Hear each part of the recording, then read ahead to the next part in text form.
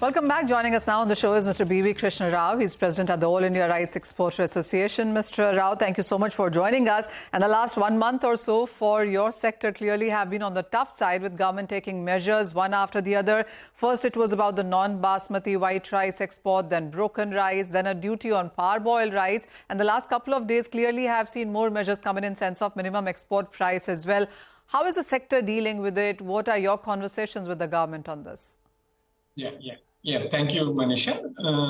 Unfortunately, we are facing this situation in the last 6 to 8 months.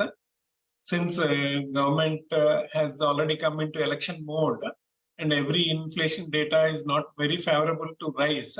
So we felt we are with the government in terms of taking these decisions, because we are also not very comfortable when inflation figures are going up. So all the decisions like a broken rice prohibition, white rice duty, we were all with the government and we were okay with some of these decisions. Of course, we were requesting for transitional arrangements most of the time, for which we were getting all the transitional arrangements and we could square off the contracts which are pending in.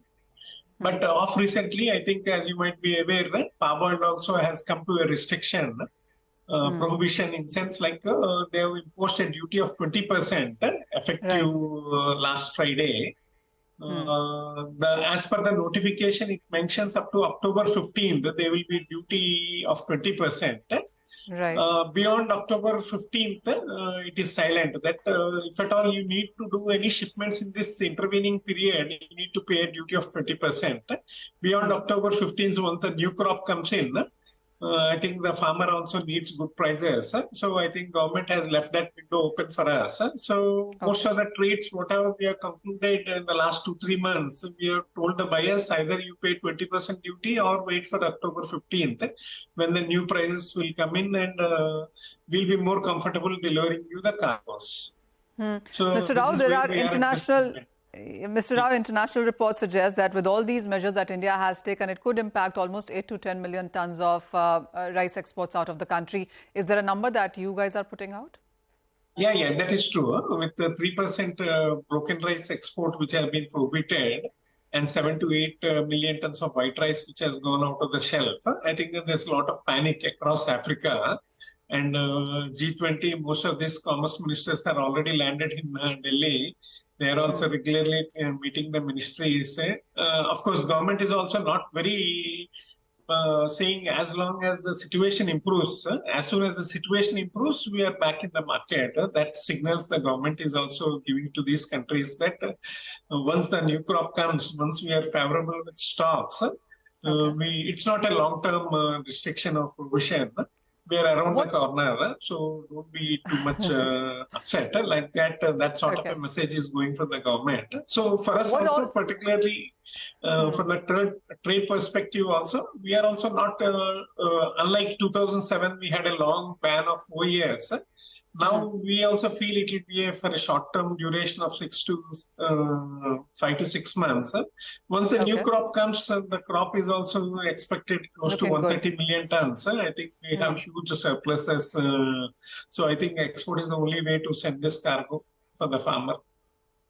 Mr. Rao, what also is your sense on the minimum export price when it comes to basmati? Because the data shows that last 5-year average has been at $975.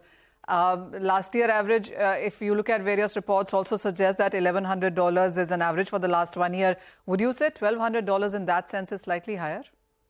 I think because when we requested government for, because there's another variety like premium Sona Masuri rice among non-basmati, we requested government for $1,000 MEP for Sona Masuri. Maybe government thought when non-basmati people are requesting for $1,000, why not $1,200 for basmati? I think so. It's slightly difficult at this point of time, but eventually markets are adjusting because if you look at when India banned export, we were at $400. International prices were at $450. Now India is out of market. Prices are at $600. People are ready to buy at that prices. So I think so. Whatever government is doing, it seems to be going in the right direction. But Unfortunately, we are getting out of the business. That's what is worrying us. And unlike wheat, rice is a trade wherein there's a whole lot of supply chain, which also gets affected badly due to any restriction or provision. I think we'll just wait for a couple of weeks before we'll go back to the government to request our. I like when you. I like when you say that government is going in right direction, but we are going out of business. I mean, that is true. That is true. But I think whatever they've done is right from their perspective also. But I think just another 3 to 4 months. I think they're saying we will open up. They're not at no point they're saying we are not opening up. I think it's a small window. We have to wait for that.